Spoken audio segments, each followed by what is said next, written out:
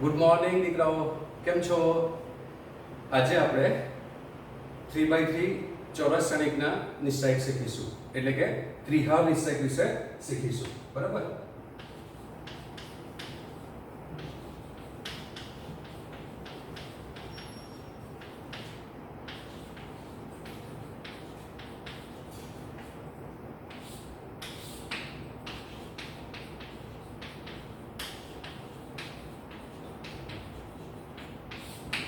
આપણે શ્રેણિક પ્રકરણમાં શીખી ગયા કે 3x3 એટલે કે ત્રણ કક્ષાવાળો ચોરસ શ્રેણિક જે છે તે આપણે આવી રીતે લઈ લઈએ કે a a b c d e f, બરાબર? પછી g h અને i છે. આ એક આપણી પાસે ત્રણ કક્ષાવાળો એટલે કે 3x3 ચોરસ શ્રેણિક છે. આપણે આગળના લેક્ચરમાં શીખી ગયેલા કે કોઈ પણ ચોરસ શ્રેણિક આપેલો હોય, કેવો શ્રેણિક આપેલો હોય? ચોરસ શ્રેણિક આપેલો હોય તો તેનો નિશ્ચયક આપણે લખી શકીએ છીએ. તો કેવી રીતે લખતા હતા? તો કે ચોરસ શ્રેણિકના જે ઘટકો છે, આ બધા ઘટકો એને એની એ જ સ્થિતિમાં રાખવાના અને એનો નિશ્ચયક લખી દેવાનો. તો આનો જે નિશ્ચયક છે તે આવું કંઈક થશે તો કે ડિટર્મિનન્ટ ઓફ a, યાદ છે ને? Determinant of a is equal to a B C D E F G H I થશે. બરાબર? તો આ જે છે તે ત્રણ કક્ષાવાળો અથવા તો 3x3 શ્રેણિકનો નિશ્ચયક, અથવા તો આપણે સાદું રીતે યાદ રાખીશું ત્રિહાર નિશ્ચયક કહીશું ને. અને ત્રિહાર નિશ્ચયક કેમ કહીએ છીએ? તો કે એમાં ત્રણ હાર અને ત્રણ સ્તંભ આવેલી છે, એની કક્ષા ત્રણ છે એટલે આપણે એને ત્રિહાર નિશ્ચયક કહીએ છીએ. બરાબર? હવે આપણે શ્રેણિકમાં શીખી ગયા કે તમારી પાસે જે આ સ્તંભ જે છે, બરાબર, આને આપણે પહેલો સ્તંભ કહેતા હતા. બરાબર? તો આપણે આને પ્રથમ સ્તંભ કહેતા હતા. બરાબર? એટલે આપણે એને અંગ્રેજીમાં કોલમ કહીએ એટલે આપણે C1 કહેતા હતા. તો તે રીતે જ આપણે અહીંયા પણ એ જ નોટેશન રાખીશું. બરાબર? આ જે છે તે બીજો સ્તંભ છે, એને આપણે C2 કહીશું. બરાબર?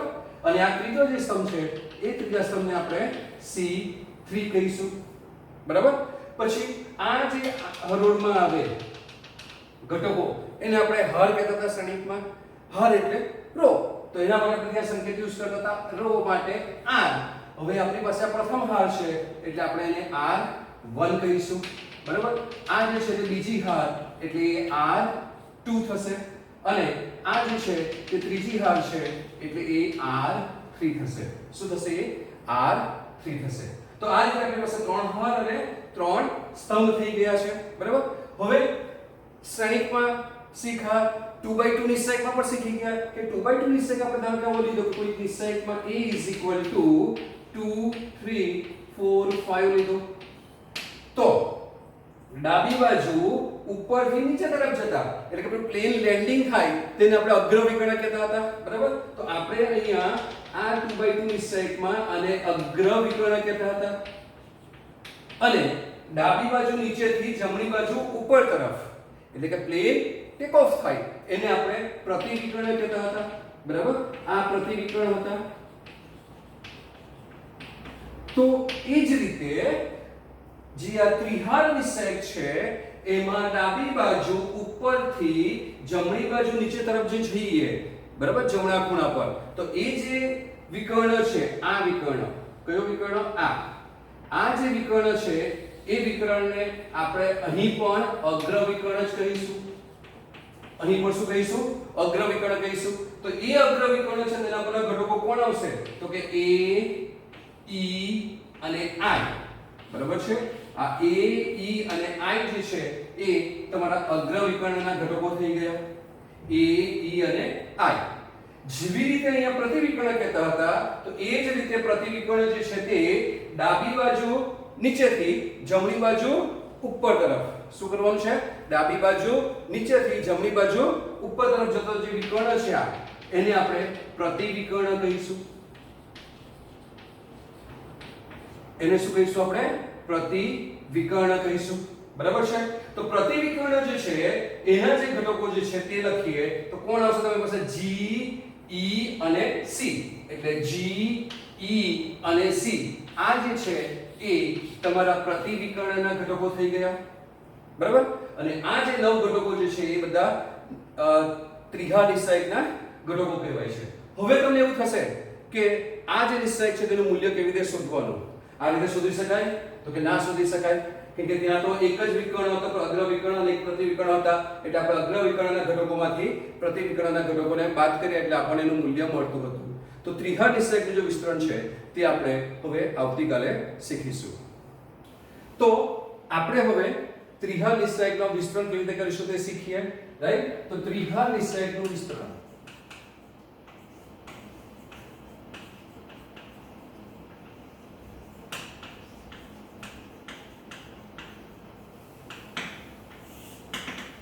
ત્રિઘા નિશ્ચયકનું વિસ્તરણ, બરાબર?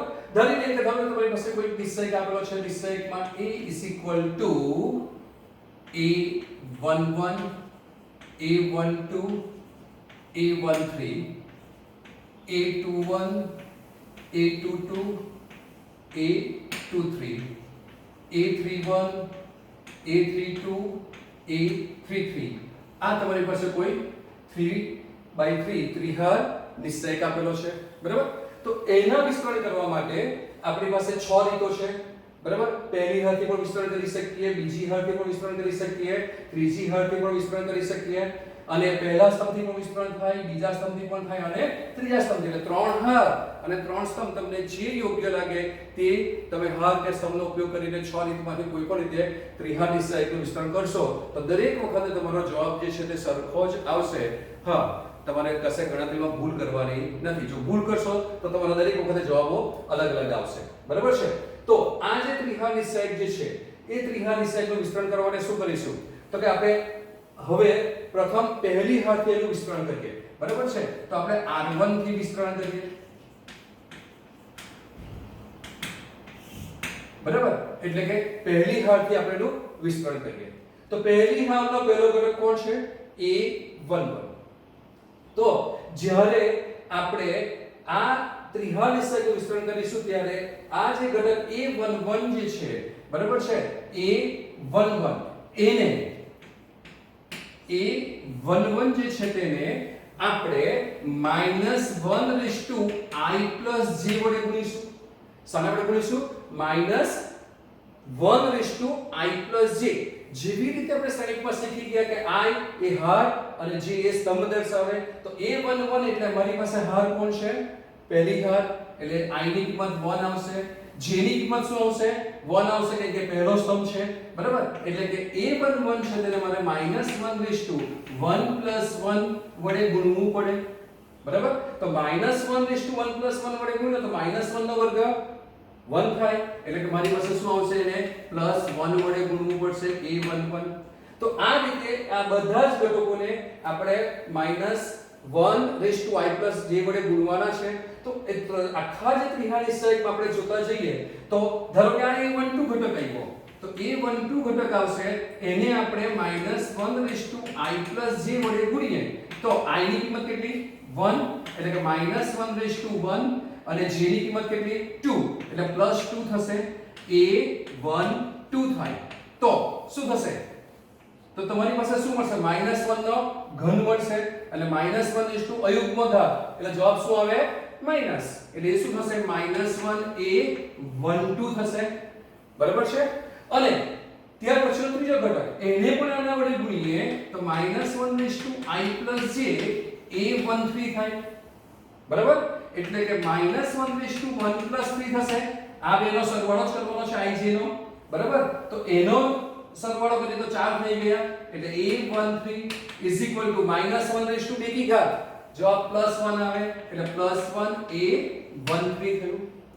તો દીકરાઓ વિસ્તરણ કરીએ તે પહેલા જે મેં તમને કીધું કે ઘટકો જે છે તેને આપણે -1 i j વડે ગુણવાના છીએ. તો -1 i j વડે ગુણીએ તો તમે જુઓ પહેલો ઘટક આ એ કોણ થઈ ગયો? મારી પાસે પ્લસ થઈ ગયો. બીજો ઘટક એને -1 i j વડે ગુણીશું તો એ કોણ આવ્યો? જવાબ માઈનસ વડે ગુણવું પડવાનું. આને -1 i j વડે ગુણીએ તો જવાબ શું આવ્યો? +1 આવ્યો, એટલે પ્લસ વડે ગુણવું પડશે મારે ચિહ્ન એનું જે છે તે, બરાબર? તો તમે જુઓ કે જ્યાં તમારી પાસે જે તમારા ij જે છે આ ij બરાબર એનો સરવાળો જે કરીએ તે અયુગ્મ સંખ્યા આવે છે ત્યાં જે માઈનસ આવે છે તો અયુગ્મ સંખ્યા મારી પાસે જો એક આ આવશે એટલે એ માઈનસ થશે આ બેનો સરવાળો અયુગ્મ સંખ્યા એટલે એ પણ માઈનસ આવશે બરાબર આ બેનો સરવાળો યુગ્મ સંખ્યા એટલે પ્લસ થઈ જશે બરાબર આ બેનો સરવાળો અયુગ્મ સંખ્યા એટલે માઈનસ થશે આ બેનો સરવાળો યુગ્મ સંખ્યા બરાબર 3 ને 1 4 એટલે પ્લસ આવશે જવાબ આ બેનો સરવાળો 5 થાય એટલે અયુગ્મ માઈનસ આવશે આ બેનો સરવાળો 6 થાય એટલે પ્લસ આવશે બરાબર તો તમારે ત્રિહાર નિશ્ચયકનું વિસ્તરણ કરવા માટે દીકરાઓ ગમે તે હારથી વિસ્તરણ કરો યાદ રાખો વિકર્ણ પરના ઘટકો જે છે તેના ચિહ્નો પ્લસ આવશે બાકીના ઘટકોના ચિહ્નો માઈનસ આવશે બરાબર અથવા તો 1 + 1 - 1 plus minus plus minus plus minus plus તો મેં આ યાદ રાખી મૂકો શું યાદ રાખવાનું છે plus minus plus minus plus minus plus minus plus તો આ જે એના ઘટકો જે છે તેના ચિહ્નો જે છે તે આપણે આ રીતે નક્કી કરીશું બરાબર છે તો શું યાદ રાખવાનું છે વિકર્ણો પરના ઘટકો પ્લસ અને બાકીના ચાર ઘટકો જે વચ્ચે આવે છે તે અહીંયા પણ આ મિડલ વચ્ચે એનો ઘટક પહેલી હારથી લઈએ તો બરાબર a માઈનસ લેવાનો બીજી હારથી લઈએ તો પહેલો અને ત્રીજો ઘટક માઈનસ આવશે તમારી પાસે તો આ ચિહ્નો તમને જે છે તે નિશ્ચયકના વિસ્તરણ માટે ગમે તે હાર કે ગમે તે સમથી કરો તેના માટે યાદ રાખવાના છે તો પછી હવે આનું વિસ્તરણ શું થશે પહેલી હારથી આપણે જે વિસ્તરણ કરવાનું વાત કરતા હતા તો એ r1 થી વિસ્તરણ શું થાય તે લખીએ તો determinant of a is equal to શું કરવાનું છે તે તો કે ઘટક જે હતા આ a11 તેને આપણે -1 રેઝ ટુ i પ્લસ જે વડે ગુણવાનું તો ચિહ્ન આપણે નક્કી કરી નાખ્યું શું આવશે પ્લસ તો એ પ્લસ a11 આવશે બરાબર છે a11 પછી તમારો જે ઘટક હોય ધારો કે a11 છે એ જે હારમાં એટલે કે આ હાર અને જે સ્તંભ એટલે કે આ સ્તંભ હોય તે સિવાયનો તમારો દ્વિઘાત નિશ્ચયક આવશે બરાબર છે બરાબર તો આ બે નહીં લેવાના એટલે તમારો જે ઘટક જે હાર અને જે સ્તંભમાં છે તે સિવાયનો દ્વિઘાત નિશ્ચયક તો શું દેખાય a22 a23 a32 a33 તો તે દ્વિઘાત નિશ્ચયક લખવાનો એટલે એ દ્વિઘાત નિશ્ચયક જો આપણે લખીએ તો આપણને શું મળ્યું a22 a23 અને a32 a33 મળી બરાબર છે તો આ થઈ ગયું હવે ત્યાર પછી આ બીજો ઘટક આપણે પ્રથમ હારથી વિસ્તરણ કરીએ એટલે તો એનું ચિહ્ન શું આવતું હતું માઈનસ આવતું હતું બરાબર છે તો એ માઈનસ ચિહ્ન આવશે તો માઈનસ ઘટક કયો હતો a12 તો a12 અને હવે આ ઘટક જે હારમાં છે તે હાર અને તે સ્તંભ નીકળી ગયો તો બાકી રહ્યો દ્વિહાર નિશ્ચયક દેખાય છે તમને દેખાય છે દીકરાઓ તો આ જે છે તે આ ઘટકો સિવાયના ઘટકોથી બનતો દ્વિહાર નિશ્ચયક એટલે શું મળવાનું તમને a21 a23 બરાબર પછી a31 a33 મળશે બરાબર સમજ પડી ને આ જરા ઘુસાઈ ગયો હાથ મૂક્યો ને આપણે ઢાઈકા હતા ઘટકોને એટલે બરાબર આ પણ જરા વંચાતો નથી તો સમજ પડી કે પહેલો ઘટક લીધો જે હાર અને જે સ્તંભ હોય તે સિવાયનો દ્વિઘાત નિશ્ચયક લખ્યો તો એઝ ઇટ ઇઝ દ્વિઘાત નિશ્ચયક લખી દીધો બરાબર પછી બીજો ઘટક એને -1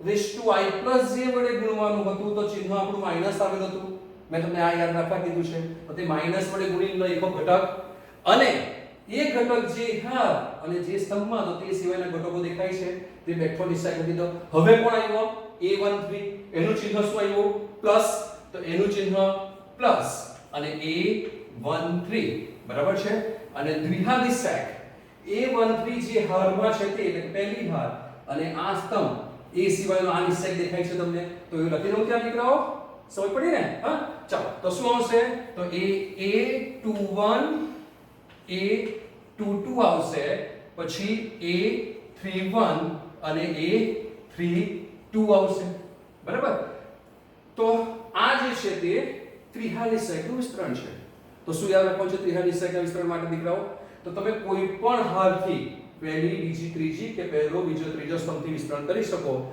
ચિહ્નો શું યાદ રાખવાના છે તમારે આ plus minus plus minus plus minus plus minus plus આ ચિહ્નો તમારે યાદ રાખવાના છે પહેલી ઘાતથી વિસ્તરણ કરીએ તો આ ઘટક માટે ચિહ્ન આવશે પ્લસ માઈનસ પ્લસ, તો પ્લસ માઈનસ પ્લસ લખી દા, અને તે ઘટક જે ઘટક છે તે ઘટક જે હારમાં છે તે હાર અને તે સ્તંભ સિવાયના બાકી રહેલા ઘટકો એ તમારો બાકીનો જવાબ આવી જશે, એ દ્વિહારી સેટ બરાબર. આના માટે માઈનસ, અને આ હાર અને આ સ્તંભ સિવાયનો તમને ડિસાઇડ દેખાય છે ત્યાં બરાબર છે. મારો હાથ લાંબો નથી કે ત્યાં સુધી પહોંચી શકું બરાબર, તો આ દેખાય છે તમને. અને ત્રિજ્યા માટે પ્લસ આવે તો એ પ્લસ આ હાર અને આ સ્તંભ, તો આ શ્રેણી દ્વિહાર નિશ્ચય તમને ત્યાં જોવા મળે છે. તો આ તમારી પાસે પહેલી હારથી વિસ્તરણ થયું બરાબર છે. હવે ધારો કે મારે બીજી હારથી વિસ્તરણ કરવું હોય તો તે પહેલા તમને આનો જવાબ તો ખબર જ છે, અગ્ર વિકર્ણકોના ઘટકોનો ગુણાકાર માઈનસ પ્રતિ વિકર્ણકોના ઘટકોનો ગુણાકાર, તો શું થાય a11 into a22 into a33 minus a23 into a32, આ તમારો જવાબ આવશે minus a12 into a21 a33 minus પ્રતિ વિકર્ણો એટલે a23 a31 થશે, અને પ્લસ a13 a21 અગ્ર વિકર્ણકોના ઘટકો, તો a21 a32 minus a22 a31 થશે. તો તમારી પાસે આ પહેલી હારથી ત્રિહારની સાઈડનું વિસ્તરણ થયું. હવે ધારો કે આપણે લઈએ બીજી હાર, તો બીજી હાર એના આપણે ઘટકો જે લખીશું તે ઘટકોને જે ગુણવાના છે તે સંકેતો તમને યાદ છે. શું યાદ રાખવા કીધું મેં? Plus minus plus minus plus minus plus minus plus, એક પ્લસ એક માઈનસ એક પ્લસ એક માઈનસ આ રીતે લખતા જવાનું છે. તો એ રીતે લખતા જઈએ તો બીજી હારમાં પહેલો ઘટક માઈનસ આવશે. તો બીજી હારથી જો વિસ્તરણ કરીએ આપણે, તો બીજી હારથી વિસ્તરણ, તો બીજી હારથી વિસ્તરણ કરીશું તો મારી પાસે ડિટર્મિનન્ટ ઓફ a ની વેલ્યુ જે છે તે, એટલે કે એની કિંમત શું આવશે? તો કે બીજો ઘટક કોનો કયો આવે છે? માઈનસ, તો માઈનસ a ઘટક કયો? 2 1, અને આ ઘટક જે હારમાં એટલે કે આ હાર અને આ સ્તંભ દેખાશે કે દીકરાઓ બરાબર, તો આ હાર અને આ સ્તંભ નીકળી ગયા, તો બાકી કોણ રહ્યા? આ હાર કાઢી નાખવાનું છે આપણે બરાબર ને. તો બાકી કોણ રહે છે? તો કે a12 13 32 33 બરાબર. તો a12 બરાબર, બાકી શું રહ્યું? a12 a13 બરાબર, a32 a33 બરાબર. તો એ જે છે તે તમારી પાસે આવશે. હવે બીજાનું ચિહ્ન આપણે જોઈ લેવાનું હતું પ્લસ, એટલે a22 શું આવશે? પ્લસ, એટલે પ્લસ a22, અને આ હાર એટલે કે આ હાર નીકળી ગઈ અને આ સ્તંભ નીકળી જવાનો, એટલે તમારી આ હાર નીકળી જવાનું છે દીકરાઓ. વચ્ચેનો હાર છે એટલે મુકતા ફાવે નહીં, મારી પાસે કઈ બીજું છે નહીં, કોઈ ફૂટપટ્ટી પણ નથી કે તમને બતાવું, પણ તમે સમજો છો કે તમારે બીજી હાર લેવાની નથી, એટલે આ નીકળી ગયું. તો બાકી કોણ રહ્યો? a11 a13 a31 a33, એટલે બાકી રહેશે a11 a13 પછી a31 અને a33 બાકી રહ્યો બરાબર. છેલ્લો ઘટક a23 એનું ચિહ્ન શું આવે? માઈનસ, એટલે માઈનસ a23 અને નિશેષ જે હાર અને જે સ્તંભ હોય તે સિવાયના ઘટકો, તો આ હાર અને આ સ્તંભ નીકળી ગયો, આ નીકળી ગયું, અહીંયા હાથ પીસ આવ્યું છે, તો શું વંચાય તમને? a11 a12, તો a11 a12 અને a31 a32, અને આ 2/2 જે નિશ્ચય છે એનું તમને દ્વિઘાત નિશ્ચયનું વિસ્તરણ બહુ સારી રીતે આવડે છે, એટલે આપણે અત્યારે લખતા નથી. તો તમે આ જ રીતે જો ત્રીજી હાથથી વિસ્તરણ કરો તો આનું ચિહ્ન શું આવશે? પ્લસ, આનું ચિહ્ન માઈનસ, આનું ચિહ્ન પ્લસ, તે લખી દેવાનું. તો આપણે હવે હારથી બધા વિસ્તરણ જોયા, તો આપણે એકાદ સ્તંભથી ઉદાહરણ લઈ લઈએ. તો પ્રથમ સ્તંભથી વિસ્તરણ કરીએ. તો પ્રથમ સ્તંભથી વિસ્તરણ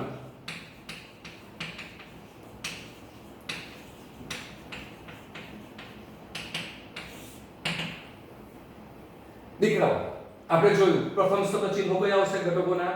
તો પ્લસ માઈનસ પ્લસ. તો પહેલા સ્તંભનો ઘટક a11 એનું ચિહ્ન શું આવવાનું છે? પ્લસ, એટલે determinant of a is equal to plus a11. હવે a11 જે હાલ અને જે સ્તંભમાં આવ્યો તે સિવાયના ઘટકો એટલે આ તમારી પાસે બાકીના ઘટકો દેખાતા થઈ ગયા બરાબર છે એટલે કોણ બાકી રહ્યું a22 તેનો નિશ્ચય લેવાનો છે એટલે a22 a23 a32 અને a33 આવશે બરાબર છે હવે બીજો ઘટક એટલે આપણે પહેલા સ્તંભથી વિસ્તરણ કર્યા છે તો બીજો ઘટકનું ચિહ્ન શું આવે છે માઈનસ એટલે માઈનસ બીજો ઘટક કોણ છે આપણી પાસે a21 તો માઈનસ a21 બરાબર છે હવે આ a21 જે છે તે જે હાર અને જે સ્તંભમાં છે તે સિવાયના ઘટકો એટલે આ સ્તંભ અને આ હાર નીકળી ગયા આ હાર અને આ સ્તંભ નીકળી ગયા તો કોણ દેખાય તમને a12 a13 અને 32 a33 નો વિહાર નિશ્ચય એટલે તમારી પાસે આવશે a12 a13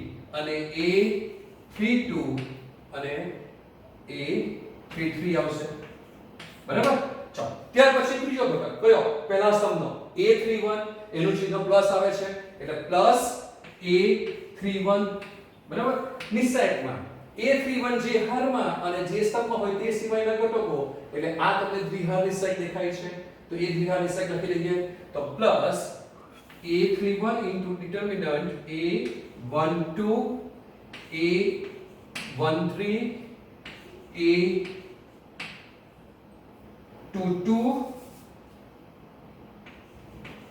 અને a23 આ થશે બરાબર હવે આનું વિસ્તરણ તમને ખબર છે તે લખીએ તો શું મળશે તમને a11 આનું વિસ્તરણ એટલે લખીએ તો શું થશે બ્રેકેટમાં a22 into a33 minus a પ્રતિવિકર્ણ પરના ઘટકોનો ગુણાકાર એટલે a32 into a23 થશે આ આનું વિસ્તરણ થઈ ગયું પહેલાનું માઈનસ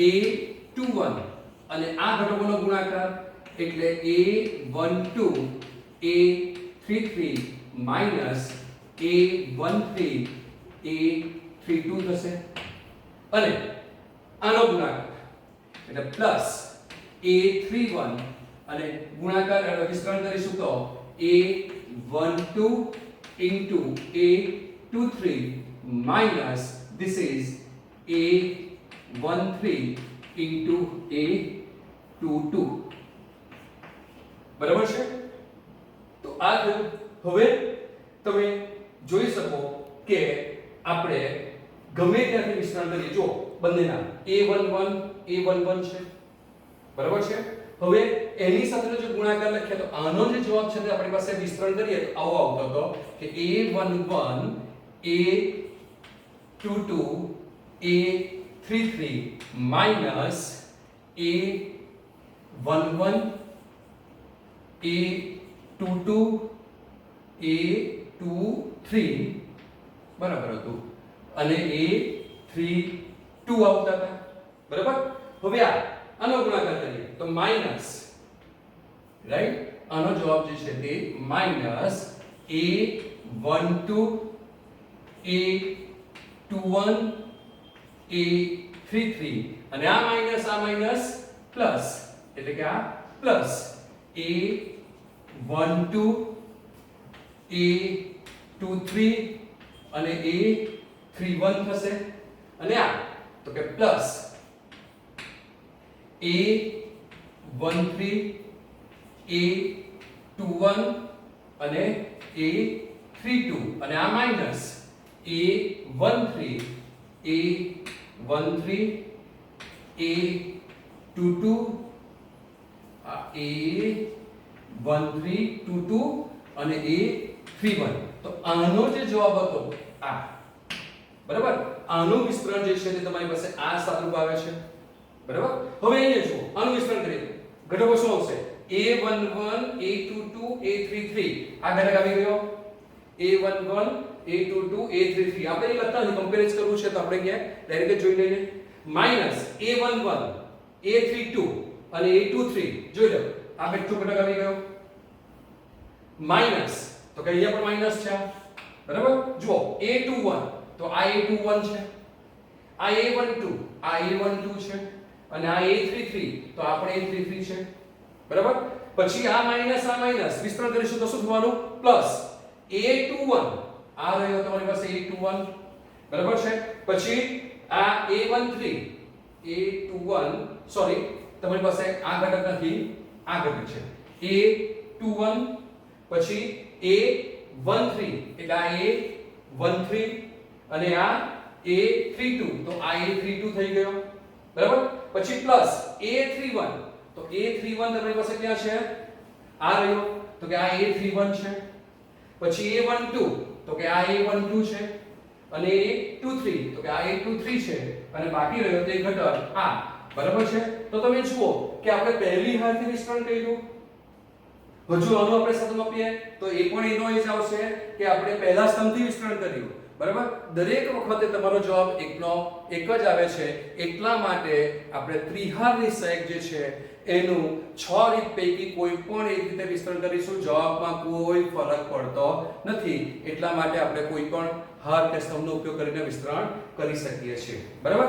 પણ તમારે ખાસ યાદ રાખવાનું છે કે જે હાર કે સ્તંભમાં સૌથી વધારે શૂન્ય હોય તેની ઉપયોગ કરીને જો તમે વિસ્તરણ કરશો તો તમારી પાસે ગણતરી ઓછી થઈ જશે, સાદુરૂપ આપવાનું તમારે ઓછું થશે.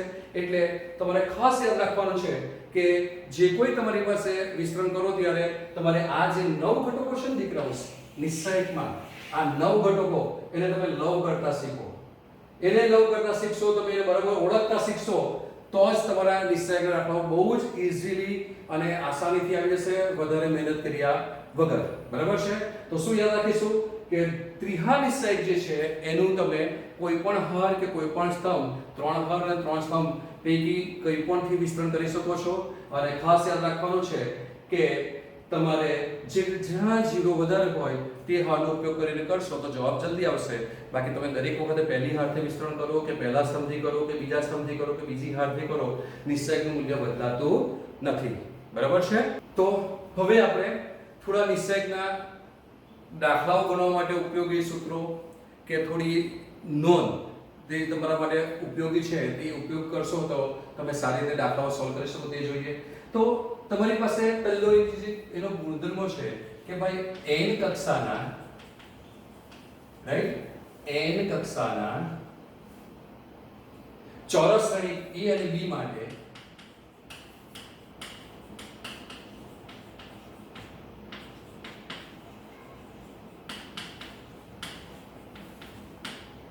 n કક્ષાના ચોરસ શ્રેણી a અને b માટે જો a બરાબર kb હોય, a બરાબર શું હોય? kb હોય તો a બરાબર kb હોય તો determinant of a is equal to k raised to n into determinant of b થાય. determinant of a is equal to k raised to n into determinant of b થાય, જ્યાં n જે છે તે 1 2 3, કેમ કે આપણે 3/3 જ કક્ષાના ત્રિહાર નિશ્ચયથી આગળ જવાના નથી. એટલે n કક્ષાનો ચોરસ શ્રેણી a અને b તમને બે આપેલા હોય અને એના માટે જો a is equal to kb થતું હોય તો determinant of a is equal to k raised to n, n એટલે એની કક્ષાની સંખ્યા 1 2 3, n કક્ષાના છે તો k raised to n into b થાય.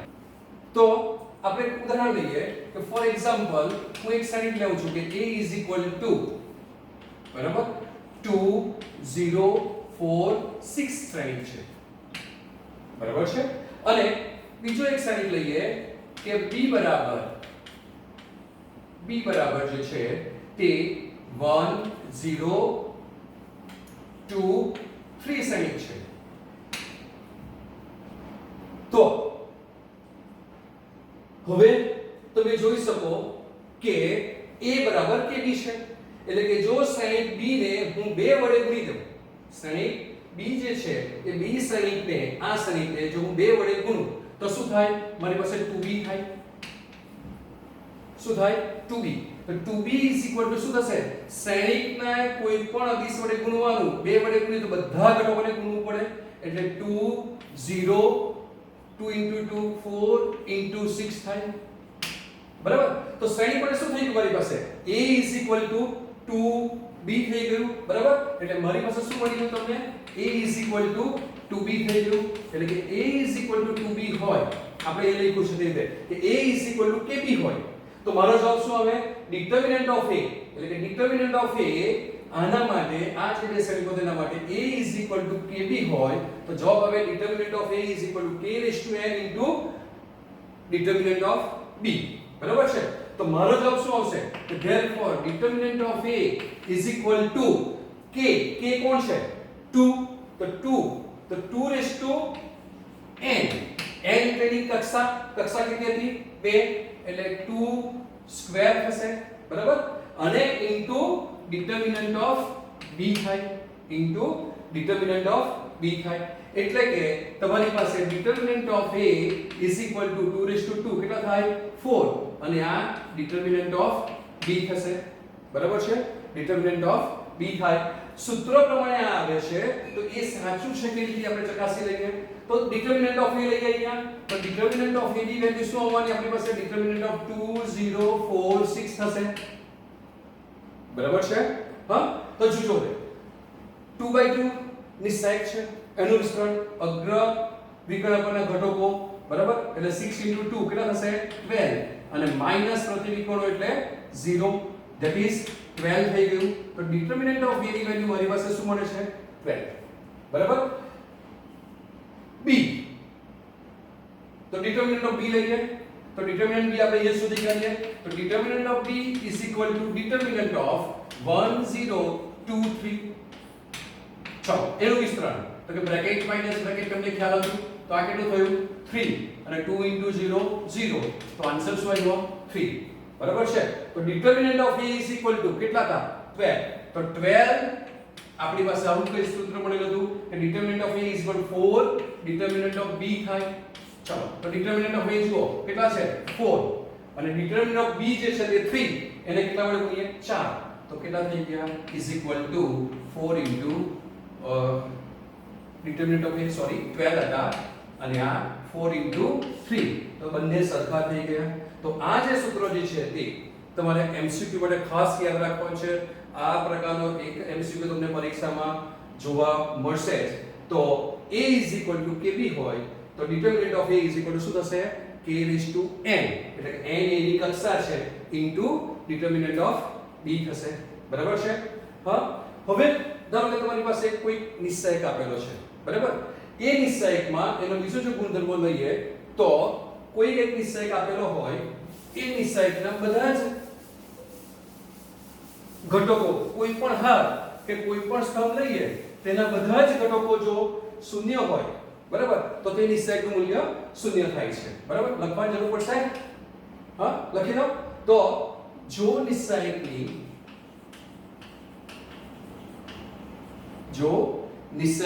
કોઈ હાર અથવા તો સ્તંભ માં બધા જ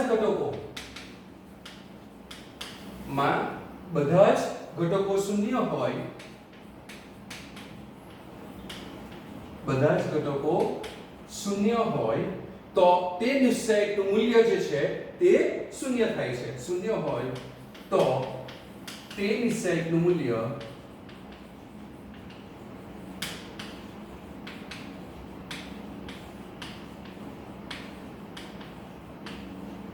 શૂન્ય થાય છે બરાબર છે ધારો કે આપણે ઉદાહરણ લઈએ ફોર એક્ઝામ્પલ a = આપણે નિશ્ચયકમાં કોઈ પણ હાર કે કોઈ પણ સ્તંભની વાત કરેલી છે તો આપણે લઈ લઈએ ભાઈ દ્વિહાર નિશ્ચયક લઈએ કે પહેલી હારના બંને ઘટકો 0 છે અને આ 2 3 છે બરાબર આપણને શું કીધું છે નિશ્ચયકની કોઈ પણ હાર તો કોઈ પણ હારમાં મેં પહેલી હાર લઈ લીધી એના બધા જ ઘટકો શૂન્ય હોય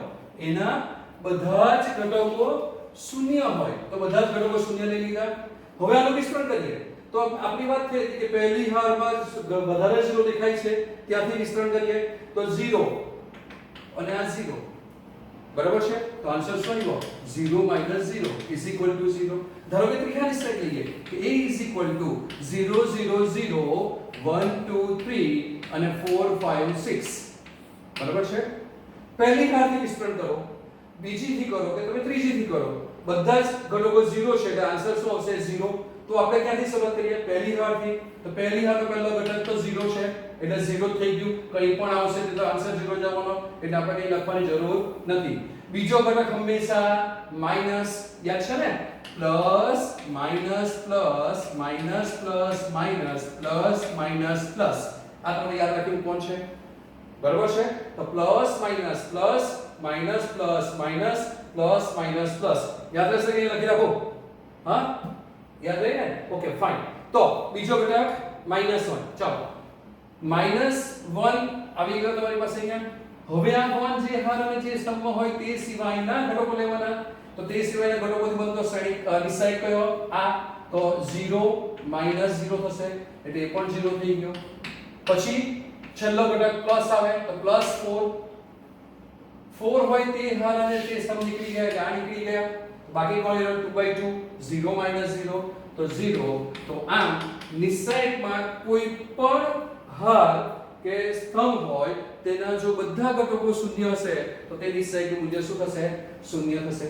હવે બીજો એક આગળ ગુણધર્મની વાત કરું કે તમારે યાદ રાખવા અને એમસીક્યુ માટે કામ લાગે.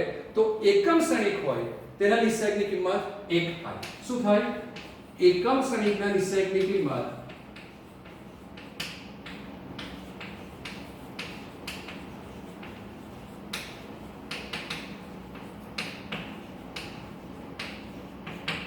એકમ શ્રેણિક હોય તેના નિશ્ચયકની કિંમત 1 થાય. ધારો કે આપણે લઈ લઈએ કે a એકમ શ્રેણિક 2/2 0 1 0 0 1 આ એકમ શ્રેણિક છે. એનો નિશ્ચયક લઈએ તો this implies determinant of a is equal to શું થશે? 1 0 0 1 કે શ્રેણિકના ઘટકોને બેઠા જ એ સ્થિતિમાં રાખવાના એટલે 1 0 0 1. ચાલો વિસ્તરણ કરો. અગ્ર વિકર્ણકના ઘટકો 1 માઈનસ પ્રતિ વિકર્ણકના ઘટકો 0 તો આન્સર 1 થઈ ગયો. તો 3/3 માટે પણ તમે જોઈ શકો કે a is equal to લઈએ 1 0 0 0 1 0 0 0 1. આ I3 એકમ શ્રેણિક તમારી પાસે આપણે a લઈ લીધો છે. બરાબર? તો એનું ડિટરમિનન્ટ તો કે ડિટરમિનન્ટ of a is equal to પહેલી હાથે વિસ્તરણ કરીએ તો પહેલી હાર 1. બરાબર છે?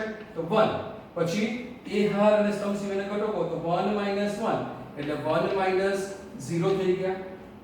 0 છે કંઈ પણ ગુણો તો 0 જ આવશે. પ્લસ છેલ્લો ઘટક પણ 0 છે કંઈ પણ ગુણો 0 જ આવશે. તો આન્સર શું થયો? 1. એટલે એકમ શ્રેણિક તમને આપેલો હોય તો એ એકમ શ્રેણિકનો જે નિશ્ચયક લઈએ એ નિશ્ચયકની કિંમત 1 થાય છે. એ તમારે યાદ રાખવાનું છે. બરાબર છે? ત્યાર પછી આપણે શ્રેણિકમાં શીખેલા વિકર્ણ શ્રેણિક. બરાબર? તો વિકર્ણ શ્રેણિક જે છે તેના નિશ્ચયકનું મૂલ્ય જે છે તે વિકર્ણ પરના ઘટકો જે હોય તેના ગુણાકાર જેટલું થાય. બરાબર? તો તમારે યાદ રાખવાનું છે કે વિકર્ણ શ્રેણિકના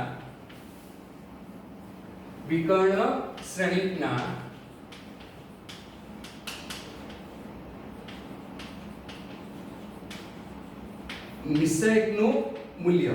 શું? વિકર્ણ શ્રેણિકના નિશ્ચયકનું મૂલ્ય જે છે તે તેના વિકર્ણ પરના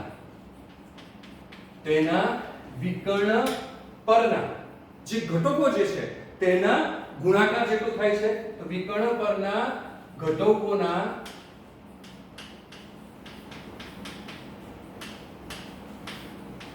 ગુણાકાર જેટલું થાય છે. બરાબર? આ બધા જે નોટ આપણે જે લખીએ છીએ તે દીકરાઓ એમસીક્યુ માટે કામના છે. તો વિકર્ણ શ્રેણિકના નિશ્ચયકનું મૂલ્ય. હવે તમને ખબર છે દીકરાઓ વિકર્ણ શ્રેણિક અને એકમ શ્રેણિક બધા શ્રેણિકમાં તમને કન્ફ્યુઝન પણ બહુ થતું હતું. પણ તમને યાદ છે કે તમે એક શ્રેણિક એ લઈ લીધો એ વિકર્ણ પરના જો ઘટકો બધા 1 1 હોય તો આપણે એને એકમ શ્રેણિક કહેતા હતા. બરાબર છે? હવે વિકર્ણ શ્રેણિક કોને કહેતા હતા? તો કે આ જે ઘટકો છે તે ગમે તે સંખ્યા હોય તો આપણે એને વિકર્ણ શ્રેણિક કહેતા હતા. અને આ જે સંખ્યા જે છે તે બધી સંખ્યાઓ વિકર્ણ પરના ઘટકો સમાન હોય તો આપણે એને અદિશ શ્રેણિક કહેતા હતા. આ ત્રણ શ્રેણિકોમાં કન્ફ્યુઝન હતું તમને ખ્યાલ છે. તો હવે આ મારી પાસે વિકર્ણ શ્રેણિક થઈ ગયો. તો આ વિકર્ણ શ્રેણિક એ થઈ ગયો. હવે એનું વિસ્તરણ કરીએ પાછું અહીંયા. તો આપણે વિસ્તરણ અહીંયા જ કરી લઈએ. તો એનું વિસ્તરણ શું થશે? તો કે ડિટરમિનન્ટ of a is equal to પહેલો ઘટક 1. ચલો 1 આવ્યો તે હાર અને સ્તંભ નીકળી ગયા. તો બાકી રહ્યો 2/2 નિશ્ચયક આ તમારો. એનું વિસ્તરણ શું થશે? અગ્ર વિકર્ણ પર ઘટકો 6 0 એટલે શું થવાનું? તો કે 1 * 6 - 0 = આ તો 0 થઈ ગયો, આ પણ 0 થઈ ગયો, એટલે જવાબ શું આવ્યો 6. તો આપણે શું લખ્યું કે વિકર્ણ ક્ષણિકના નિશ્ચયકનું મૂલ્ય તેના વિકર્ણ પરના ઘટકોના ગુણાકાર જેટલું જ થાય. તો તમારે આવું વિસ્તરણ કરવાની જરૂર ન પડે. જોયો આ વિકર્ણ ક્ષણિક છે ભાઈ, તો શું થાય વિકર્ણ પરના ઘટકોનો ગુણાકાર 2 * 3 * 1 અથવા 1 2 3 કેટલા થાય 6 થાય. તો આપણે એ જ મળ્યું હતું. તો વિકર્ણ ક્ષણિક જે હોય તેના નિશ્ચયકનું મૂલ્ય એ વિકર્ણ પર જે ઘટકો આવેલા છે તે ઘટકોના ગુણાકાર જેટલું થાય. ત્યાર પછી બીજું એક યાદ રાખવાનું છે તમારે કે અયુગ્મ કક્ષાવાળો તમને જો વિસંમિત શ્રેણિક આપેલો હોય તો તેનો નિશ્ચયક હંમેશા શૂન્ય આવે છે. શું યાદ રાખવાનું છે? અયુગ્મ કક્ષાના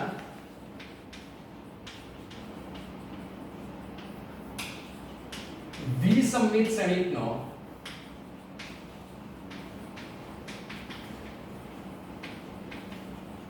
નિશ્ચયક અયુગ્મ કક્ષાના વિસંમિત શ્રેણિકનો નિશ્ચયક જે છે તે હંમેશા અથવા તો નિશ્ચયકનું મૂલ્ય લખીએ તો સારું લાગશે. તો નિશ્ચયકનું મૂલ્ય હંમેશા શૂન્ય આવે છે. હંમેશા શૂન્ય આવે છે. બરાબર છે. અયુગ્મ કક્ષાના એટલે કક્ષા કેવી હોય છે? અયુગ્મ જ 1 3 5 પણ આપણે 3 થી વધારે આગળ જતા નથી. તો આપણે અયુગ્મ કક્ષાનો એક વિસંમિત શ્રેણિક લઈએ. તો ધારો કે આપણી પાસે એક વિસંમિત શ્રેણિક છે A. બરાબર છે. વિસંમિત શ્રેણિકમાં આપણે શીખી ગયા કે વિકર્ણ પરના બધા ઘટકો શું આવે? શૂન્ય. તો વિકર્ણ પરના બધા ઘટકો આપણે શૂન્ય આવશે. અને આને -2 લઈએ તો આ શું આવે? +2 આવે. એટલે ai છે -ji થાય. બરાબર. આને હું +3 કહું તો આ મારી પાસે ઘટક શું આવશે? -3. પછી આને આપણે -4 કહીએ તો આ ઘટક મારી પાસે આવશે 4. બરાબર. ઘટકો બરાબર નીચે આવે રીતે જરા સાફ કરીને લખી દઉં. તો આ તમારી પાસે વિસંમિત શ્રેણિક થઈ ગયો. બરાબર છે. એનો નિશ્ચયક તો એનો નિશ્ચયક એટલે ડિટરમિનન્ટ of a is equal to 0 -2 3 2 0 -4 -3 4 0 છે. બરાબર. આનું વિસ્તરણ કરીએ. પહેલી હાલમાં એક 0 છે, પહેલા સ્તંભમાં એક 0 છે, બીજા સ્તંભમાં પણ એક 0 છે અને ત્રીજા સ્તંભમાં પણ એક 0 છે. એટલે ગમે ત્યાંથી કરી શકાય 6 રીતમાંથી. આપણે હંમેશા પહેલી હાલનો જ વિચાર કરીશું. તો પહેલી હાલનો પહેલો ઘટક 0 એટલે બધું જ 0 થઈ જશે. બીજો ઘટક હંમેશા માઈનસ આવે તો માઈનસ. બરાબર ને? ચિહ્ન યાદ છે ને? પ્લસ માઈનસ પ્લસ તો બીજો માઈનસ. અને કોણ છે ઘટક? -2. તો -2 લખીએ. તો -2 જે હાલ અને જે સ્તંભમાં હતો તે નીકળી ગયું. બાકી રહ્યો 2/2 નિશ્ચયક આ થઈ ગયો. તો કે એક શું થવાનું એનું વિસ્તરણ 0 અગ્ર વિકર્ણ પરના ઘટકો એટલે 0. બરાબર. તો કે 0 માઈનસ પ્રતિ વિકર્ણ પરના ઘટકો કેટલા થાય? -4 -3 માઈનસ પ્લસ એટલે કેટલા થઈ ગયા? +12 થઈ જશે. બરાબર. ત્રીજો ઘટક હંમેશા પ્લસ આવવાનો એટલે +3 અને 3 જે હાર અને જે સ્તંભ હોય તે નીકળી ગયા એટલે આ નીકળી ગયા. તો બાકી કયો રહ્યો? 4 2 8 -0. તો 8 -0 રહ્યા. બરાબર છે. તો તમારી પાસે શું થયું? આ +2 આ -12 બરાબર અને +24. તો this is 24 -24. This is -24. This is +24. So answer is 0. તો અયુગ્મ કક્ષાવાળો તમને કોઈ પણ શ્રેણિક આપેલો હોય વિસંમિત. કયો શ્રેણિક? વિસંમિત. તો તેનો નિશ્ચયક હંમેશા 0 થાય છે. બરાબર છે.